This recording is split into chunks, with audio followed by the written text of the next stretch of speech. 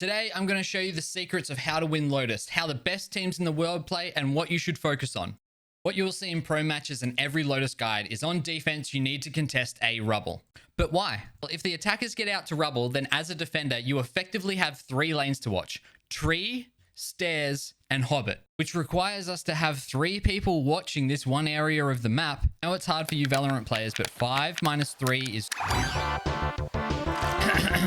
5 minus 3 is 2. And there's 2 more sites on the map, which means we can only have 1 player on each other site. Luckily, there's only 1 entrance to C site, and B site's second entrance is hidden behind this breakable door in Hobbit. So it does make sense for our default to start as a 3-1-1. And while starting 3 players on A might sound like a good idea, it does leave us pretty exposed to the other 2 sites on the map. Well, luckily the map is designed in a way that allows us to solve this problem. Before you get to know all the super secret tech, I just want to quickly let you know I am releasing Premiere playbooks in my Discord, links in the description. And a huge shout out to me, Stackmandu, head chef of the Valorant Kitchen, for sponsoring today's video. See, A lobby has this tiny little checkpoint to get out to A route. Defenders can throw util down towards this part of the map to stop attackers from running out. Things like raise nade, breach stun, fade seize, neon stun. Pretty much if you want to win on Lotus, you need an agent that can lock attackers in this choke point. Once attackers are sitting sad, locked away in A lobby, you can then move away from this 3-1-1, put an extra player or 2 to cover B and C. If attackers decide they want to come back towards A, you've got all of this runway through A main to get your defensive rotates over towards A in time for the site hold. This is practically how fast attackers can scale through A main, and you can see Raze, who started all the way on C, is still able to make it to heaven by the time Omen plants. You might be thinking, damn, it looks like the attackers are just doomed if they can't get out of A lobby. Well, luckily for you, there's plenty of options for attackers to get out of A lobby too. Commonly, teams either use Raze Satchel or Omen TP to get up to root or across to rubble. You can use any kind of gap closer. So Jet can dash across to rubble, Neon can wall and use her high gear to jump and slide if she needs to across to rubble. Wait, did someone say wall? Yes, please. If your team doesn't have a dash, or you don't feel like using a bit of premium util in this part of the map, the other option that you have is vision denial. You can use Viper Wall, the strongest piece of util in the game, by the way, across the whole face of A main, effectively restructuring the space to give you a more favorable fight. Defenders are now forced to swing through your wall and become decayed if they want to hold you in the choke. The secondary benefit is if you don't start A, or if defenders successfully pin you in the A lobby choke, it means you can wall up and cheat out into the root space, then wall down and fight. Which means the defenders can't hold you on a single angle. They have to worry about this whole breadth of the wall, making it a much more favorable fight for you. If you don't have a Viper, you can achieve a similar effect by smoking between root and rubble, or even smoking off branch. Okay, let's say attackers have taken A main, and they would decide they want to push onto A site. What's the best way to do that? If you don't take tree, you're going to have to deal with some mad crossfires from tree to backside. Now, if you want to play the game on hard mode and just like ego your opponents, I mean, that's your prerogative. I mean, you can do that. But like, what are you? An idiot sandwich. So take tree with your main pack, then send 1 to 2 through branch, depending on numbers, game state, lurks, all of that. 2 smokes should go stairs or heaven. If you have a 3rd smoke, you can use it as a one-way for drop, or you can use it to recycle one of your stairs or heaven smokes. Your default plant spot for spike is behind this box. Also have the option to plant open against this wall. Only do this when you have fully cleared sight, so you can't die to spam, and defenders aren't in position to do a fast retake. Hey, you got any of that premium Lotus tech? Instead of planting hard up in the corner when you're planting default, plant on the very edge of sight and turn out towards tree. What this does is plants the spike just past the edge of the box, which means you can see whether the spike is actively being diffused from main. Oh, by the way, in case you're colorblind like my what if the spike turns red when it's being diffused? Gosh darn it, attackers planted A. What did you let them do that for? Good for nothing teammates. You weren't able to hold sight, hey? I guess you're going to want to know the best way to retake A. First rule of thumb is don't just run out of heaven like a pack of lemmings. Before you send anyone to contest heaven, make sure you have stairs control first. You don't want to get wrapped, and stairs is going to play a pivotal part in the next step. If you lost heaven when you lost sight, please use some util to retake that space. Can you count all the angles we have to clear? 1, 2, 3, 4, 5, 6, 7. Can you see the last spot? 8. If you have a Viper or Harbor, you can wall up across grass and crunch branch with your stairs players. If you don't have Viper, smoke off grass and push in towards site. Just be wary that someone might push behind you, so you might want to have one holding the smoke. With a bit of util and pushing into site from both entrances at the same time, you're creating your own crossfires to counter the attacker's post-plant crossfires. Once you have sight, you'll likely have to deal with someone hiding in tree. Now you can either smoke them off and hold the smoke, or you can smoke the bomb and fight in towards tree. The decision's going to be based off of numbers, util, and time remaining. If tree's clear but there's an attacker still alive, they're probably coming up main. Let's roll back to before we took A. Attackers have A main control and have a sneaky suspicion that A site is fairly strong right now. Either because of your early util or because maybe Fade is a Goomba stomping clippity clop clop. Sorry, I hate unnecessary noise. The attackers don't want to go into a heavily fortified site, so instead they think, oh, this is a genius idea. Let's go B. Now, if you're on attack, you might do this because you have someone who's lurked up B main and it's an easy pivot into B. If not, you can leave some players in grass and then send some players into B main to clear it. This is a really neat thing you can do if defense smokes off branch after you've pressured A main. They're doing you a favor. Break Hobbit door and look in towards B. You can even make it as a little Kobe Bryant pump fake into B, go back towards A when the smoke goes down. And vice versa. Before you pivot in towards B, you can always do something like sending a little bit of extra util towards A to get you that extra second advantage on the rotates. If you're out of util or don't have any to spare, you can always open up tree door as a free alternative for this. Smokes for B. Don't smoke C-Link like this, smoke it like this, and second one for B heaven. And make sure you plant default. If one of you idiot sandwiches plants in pit when you don't need to, I'm gonna call you an idiot sandwich. All right?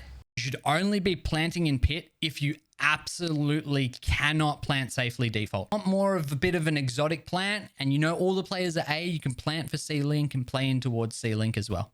Just like Loud did in this round. Now, this might sound all fine and dandy, but you should know that going B is generally only viable when we already have an advantage. You should almost always prioritize A and C over B, unless you have either numbers advantage or advantage through space on a lurk, for example. Just remember, B is for bailout. On the flip side, as defenders, we're generally happy if we can force a team to plant B. And that's because it's super hard for attackers to actually play on site. We have 3 whole lanes to re-enter the site with, plus in B main, you have door and pillars which can flank. So we have 5 total lane options for retaking B. Often instead of playing to hold B, what we'll do is put a bit of passive sentinel utility on there to watch for a lurk and just play to contain the site.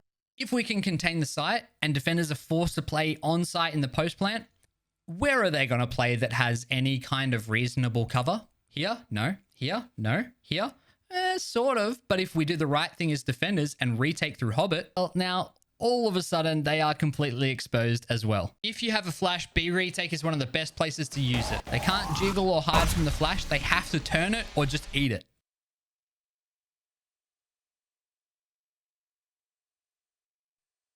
Ready for class? Join us. Yo guys, can I be real? I just don't think this bit is any good. Christ, where were we?